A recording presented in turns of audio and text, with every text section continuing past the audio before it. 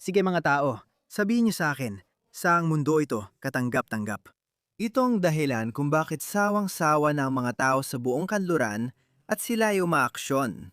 Imbes na pakinggan sila, lalo pang pinaninindigan ng mga politiko at nasa kapangyarihan ng kanilang pagkakamali at niloloko ang mga lokal, maliban sa Amerika. Tingnan mo ito. Galing ang video na ito sa Montreal, Canada, kaya Pranses ang wika. May subtitles naman. Kung saan isang Muslim na migrante ang pinapagalitan ng isang babaeng pulis. Sa lahat ng tao pa, isang babaeng pulis. Paano nangyari yon? Paano tayo napunta rito? Ngayon, bibigyan ko kayo ng babala. May maririnig kayong napaka-provokatibo at mapang-abusong pananalita. At hindi ko alam kung paano ito pinapayagan. Hindi ko alam kung bakit hindi siya tumawag ng backup at hindi niya idinapa ang mukha niya sa kalsada. Panurin niya ito. Ouais, smile pourquoi? Narinig mo ako buong oras doon at nung umalis ako, syaka ka lang pumigil sa akin. Tumahimik ka, bra. Buong oras mo ako naririnig at nung paalis na ako, syaka ka pumigil, bruha ka may asong ulo. Ikaw, maliit na bruha. Inaabuso na niya siya. Tinawag niya siyang bruha ng maraming beses. Agresibo siya sa kanya. At ngayon, aakusahan pa niya siya ng pagiging racist. At agad siya magdedepensa sa sarili. Bakit? Bakit takot na takot ang mga puti sa salitang ito? Bakit? Alam kong nagbabago na ito. Alam ko maraming hindi na pinapansin ang akusasyon ng pagiging racist dahil parang wala nang halaga ang salitang ito. Pero tingnan mo siya. Ibig kong sabihin, alam ko namang iba ang Canada syempre, pero pasensya na, iba ng kaunti ang kaalaman ko tungkol sa Canada. Hindi kasing dami tungkol sa Amerika. Pero lumaki ako na nanonood ng, ano nga ba yung palabas? Yung wildest police videos o parang ganon. Doon ako lumaki. Akala ko dati nakabaligtaran ng mga pulis sa Amerika. Pero sa tingin ko, pinago yon ng insidente kay George Floyd. Pero bakit niya tinitiis ang ganitong pang-aabuso? Tumahimik ka, bakit mo sinasabi yan malandi ka? Pinadala mo pa sa akin ang picture mo. Ikaw ang naghintay sa akin. Tumahimik ka. Pinadala mo sa akin ang picture mo at hinintay mo ako. Tumahimik ka. Naligo naman ako 2 araw nang nakalipas. Pwede mo bang puntahan agad, Malandi ka? Tas malandi. Anak ka ng puta! Tumahimik ka, malandi. Kasalanan ko ba na 20 pesos kada oras ang kita mo? Kasalanan ko ba na 20 duyan kada oras ang kita mo? Kasalanan ko ba na mas mayaman ako kaysa sayo? Kasalanan ko ba na kung gugustuhin ko, bibilhin kita at gagawin alipin? Alipin kita. Kung gusto ko, alipin kita. Ang liit mong gago. Hindi ko alam ang ginagawa niya. Ano yun? Ano bang ginagawa niya? Alipin kita. Kung gusto ko, alipin kita. Ang liit-liit mong puta ka. Tingnan mo, sabi niya, gagawin kitang alipin. Kita mo, ito ay pantasya ng mga Islamist na gawing sexual na alipin ang mga babaeng hindi Muslim. Ginawa ito ni Muhammad. Ginawa ito ng ISIS. Sinabi ng Taliban na legal yan. Iyan ang kaisipan na ipinakalat nila sa mga bansa sa kanluran. Kasalanan ko ba na mas mayaman ako kaysa sayo? Kasalanan ko ba na kung gusto kitang bilhin, gagawin kitang alipin? Alipin kita. Kung gusto ko, alipin kita. Ikaw, maliit na puta. Puta. Ikaw, puta. May ticket ako para sa'yo sa 2 araw. May ticket ako. May ticket ka para sa... Sige, tingin ko tinitingnan niya kung legal ang tint ng bintana niya. Binigyan mo ako ng araw na malipas. Binigyan mo ako ng isang ticket 2. Kumakain siya ng putin. Ano yun? Sabihin mo ngayon. Lumabas ako, kinain ko putin ko. Ako, ano pangalan mo? Ako, pangalan ko Oo. Baka Vietnam. Schmidt ang pangalan mo. Nandyan siya, putang ina siya. Ano, gagawa ako ng libingan. Para isang putang ina na, Oo, at ang pangalan mo. Mel, ang pangit mo, anak ka ng puta. Tingnan natin kung anong gagawin ko kay Avocadino. Alam mo kung anong masama dito? Siya pang nag-video, nag-post, at akala niya siyang may-ari. Siyang panalo rito. Sino tong payaso na to? Tingnan mo siya. Siya yon. Ang pangalan niya ay Muhammad Bikali. Bakit? Bakit natin ito pinapayagan? Sige, hindi lang yan. Akala mo ang iskandalo ng grooming gang sa UK ay isang anomalya lang. Gaya ng gustong ipaniwala sa iyo ng mga kaliwa, mga Islamist, at mga tagapagtanggol ng Muslim. Tingnan mo ito. Nangyayari ito kahit saan, sabi nila. Ganito rin sa Germany. Nangyayari rin ito sa Pransya. Nangyayari rin ito sa Austria at Belgium. Ginagawa ng mga populasyon nilang Muslim. Tingnan mo ito. Itong Germany. Ito si Alice Weidel. Siya ang leader ng AFD. Sa tingin ko, ang partido niya ang naging pinakamalaki sa mga survey. Ibig kong sabihin, kung gaganapin ang eleksyon, kung gaganapin ang pangkalahatang eleksyon ngayon, mananalo ang AFD. Hindi ko sure kung mabubuo nilang gobyerno dahil kailangan pa rin nilang makipag-alyansa sa ibang pangunahing partido. At nakita natin kung paano nila tinatanggihan yon. Ganyan nila sinasabotahe ang magandang hangarin sa Netherlands. Pakinggan mo ito. Kung akala mo na ang iskandalo ng grooming gang sa UK ay isang anomalya lang, isang aksidente lang, panoorin mo ito. Sa sentral na istasyon ng tren ng Nuremberg. Sa pangunahing istasyon ng tren ng Nuremberg, bayan ni CSU Chairman Markus Söder, pinapasunod ng mga grupong migrante ang mga menor de edad na Aleman na babae gamit ang droga. Parehong taktika. Lapitan ang mga batang babae na mahina at madaling maapektuhan, painumin sila ng alak at bigyan ng droga. Sanayin silang umasa sa mga iyon at pagkatapos ay magagawa mo na ang kahit anong gusto mo. Kahit anong gusto mo. Gamitin sila bilang mga sexual na alipin. Tatanungin ko kayo, ilang Nuremberg ba ang meron sa Alemanya? At ano ang meron kayo lahat? Oo, kayong lahat dito. Mula sa ating bansa, dahil sa malawakang migrasyon, dahil sa kalituhan at pagkabulok, lahat ay nangyari lang sa ating bansa. Sabi ko nga mga pare, kulang pa ang galit ng taga-Kanluran. Kailangan nilang maging mas galit pa kaysa sa nakikita natin ngayon. Tingnan niyo ito. Nangyayari rin ito sa Vienna, Austria. Pakinggan niyo ito. Nanghuhuli sila ng kabataan sa mayayamang distrito at binubugbog ang lumalaban. Noong Marso at Abril, isang grupong kriminal ng kabataan ang umatake sa iba pang kabataan. Kadalasan sa tapat ng paaralan at istasyon ng tren sa Vienna, Dubling at Tenzing, nang hihingi sila ng pera, damit o cellphone. Binubugbog nila ang hindi nagbibigay. Natukoy na ng pulisya ang 14 na sospek, 7 ang naaresto.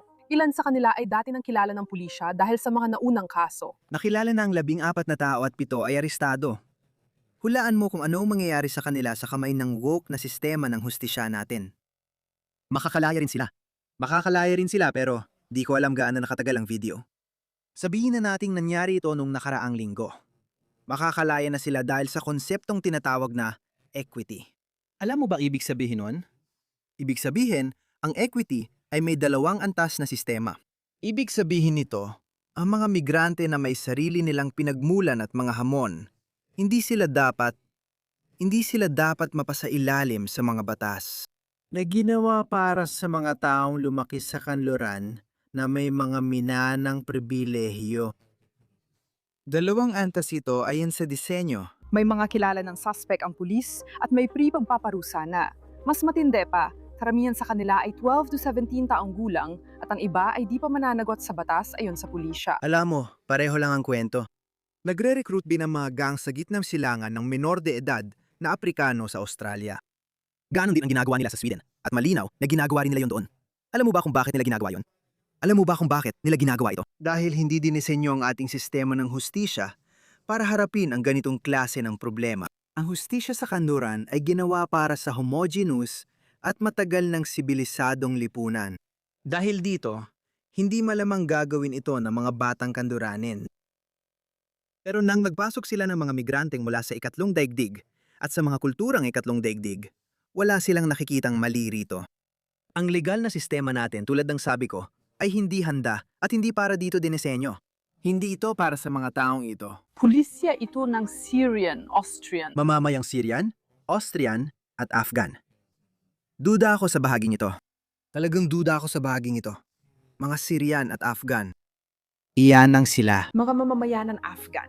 Sila ang gumagawa. Sige, ipapakita ko sa iyo ang isa pang kwento. Tingnan mo lang itong litrato. Paano kaya ito magtatapos?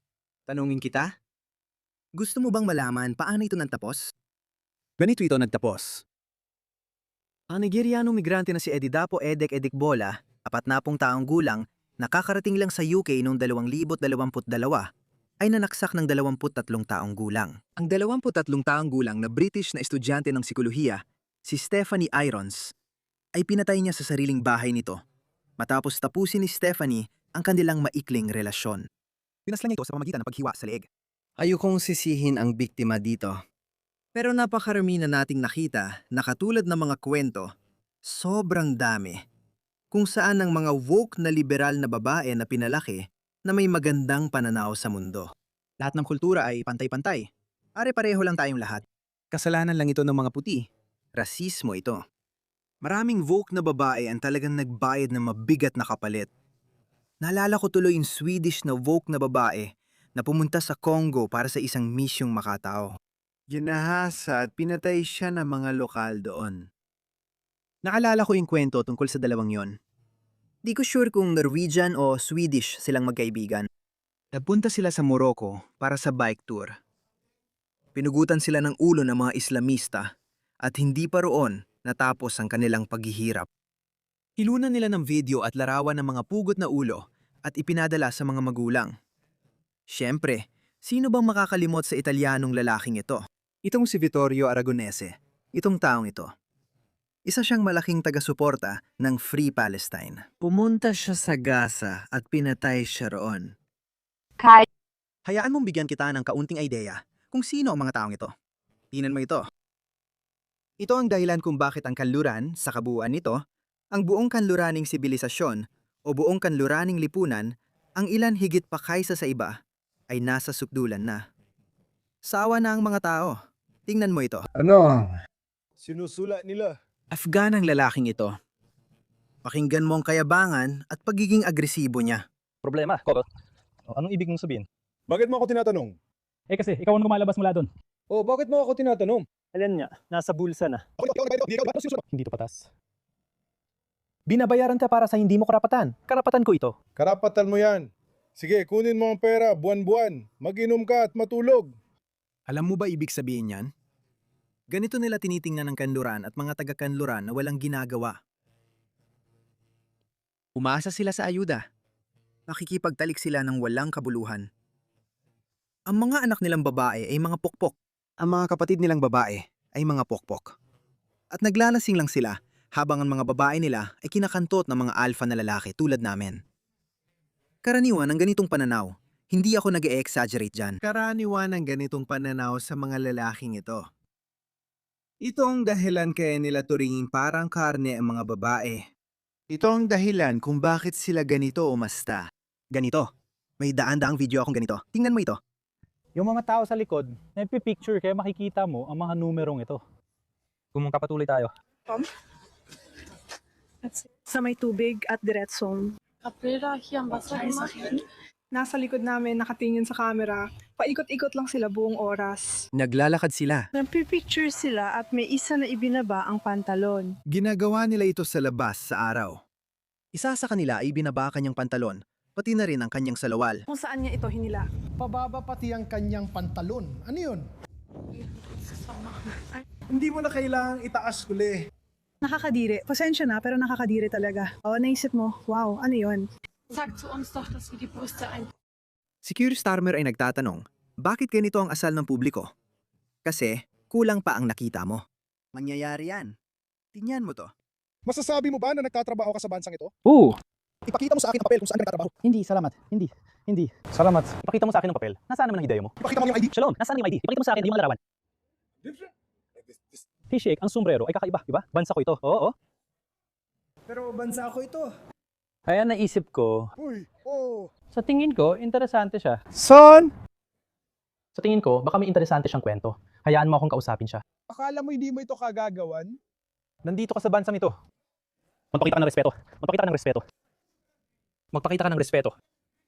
Magpakita ka ng respeto. Ang bansa mo, ang bansang ito, noong panahon ni Hitler, magpakita ka ng respeto.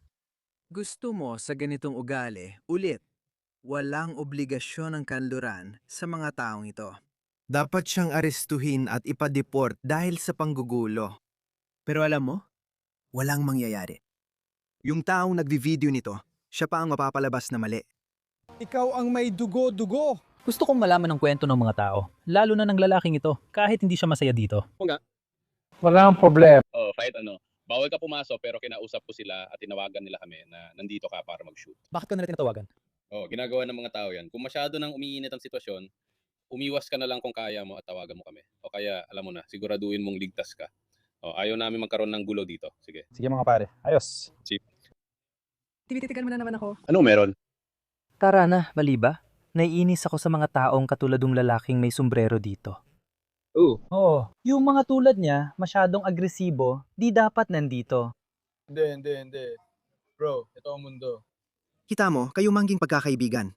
Etnikong pagkakaibigan. Sabi niya, hindi, ayos lang yan bro. Dapat siyang matinong tao dito, yung may malamig na ulo. Sabi ko nga, hindi sapat ang galit ng lipunang Kanduranin. Pero, nagigising na sila sa buong mundo. At sasabog ito sa mukha ng lahat ng globalista, lahat ng kaliwang woke na politiko na gumawa nito. Sila ang may gawa nito. Ang nakita natin sa Belfast, mangyayari rin ito sa buong Kanduraning mundo. Mangyayari ito, pero di ko alam kung kailan. Minsan parang bukas na sa sabog ang kontinente. Minsan naman humuhupa lang. Hindi natin alam. Pero ang sino mo nag-iisip na basta na lang itong mauudlot, parang ipinagpapaliban ng nila ang problema. Hindi ito magtatapos na maganda para kanino man. Hindi ko ito ipinagmamalaki. Hindi ko sinasabi yan na may kasabikan o kasiyahan. Pero trabaho ko na sabihin sa'yo na mangyayari ito dahil hindi pwedeng magpatuloy ang mga bagay sa dati nilang takbo.